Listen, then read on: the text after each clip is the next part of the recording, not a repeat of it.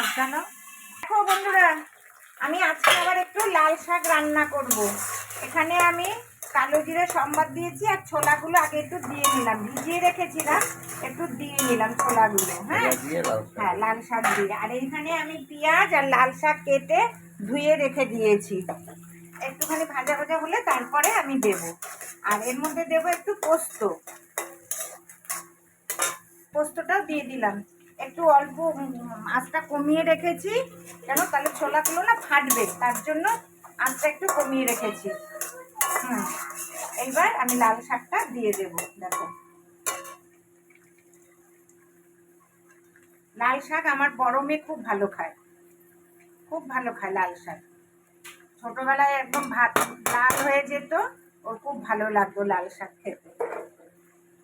এবার একটু এর মধ্যে আমি হলুদ দিয়ে দিচ্ছি, নুনটা একটু পরে দেব।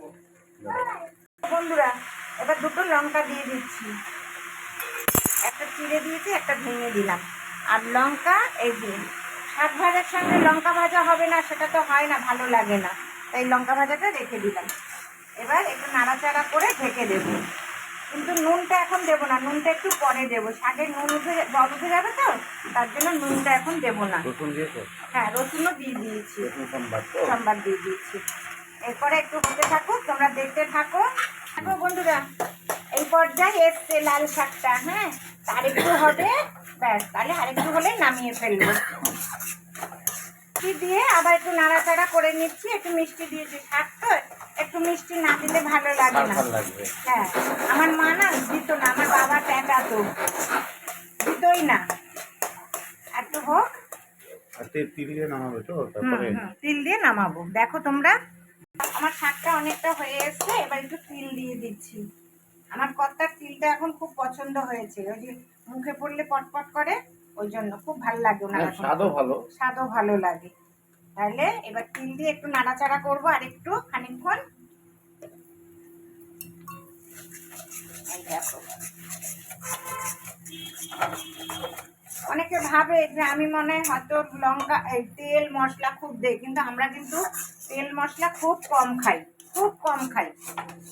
মাংসতেও মানে তেল মশলা খুব কম খাই, ইসেতেও মানে বাটা মশলা ছাড়া গুঁড়ো মশলা, কেনা মশলা আমরা খাই না, কেনা মশলা আমরা খাই না। দেখো বন্ধুরা, আমার শাক কিন্তু হয়ে গেছে, এবার নামানোর পালা। তার আগে তোমাদের আরেকটা জিনিস দেখাচ্ছি।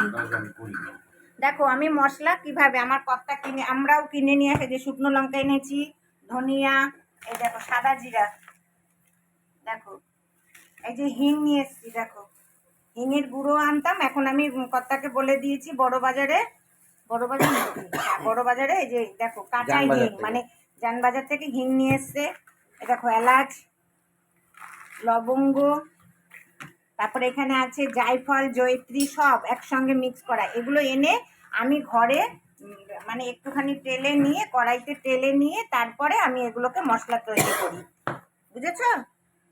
এর কেনা মশলা খুব কম খাই। হ্যাঁ, একটু মাংস টাংসতে একটু লাল লঙ্কার গুঁড়োর প্যাকেট এনে রাখি, কোনো সময় লাগলে দেই, না হলে আর দেই না। ঠিক আছে, আমার শাক কিন্তু হয়ে গেছে। তা তোমরাও এইভাবে শাকটা রান্না করো, আর শাকটা রান্না ভালো লাগলে আমাকে লাইক করবে, শেয়ার করবে, আর আমার চ্যানেলকে সাবস্ক্রাইব করবে। ঠিক আছে বন্ধুরা? আর এই যে দেখো কুট্টুস কি জ্বলাচ্ছে, দেখো কি জ্বালাচ্ছে, দেখো কি জ্বালাচ্ছে। কি খাবি, কি খাবি বলে দে, কি কামড়েছে, কি কামড়েছে? হ্যাঁ, প্যান্টটা ঠিক করে দাও। কি জ্বালাচ্ছে দেখেছো? হ্যাঁ, ওটা লঙ্কা। ঠিক আছে, রাখছি তাহলে।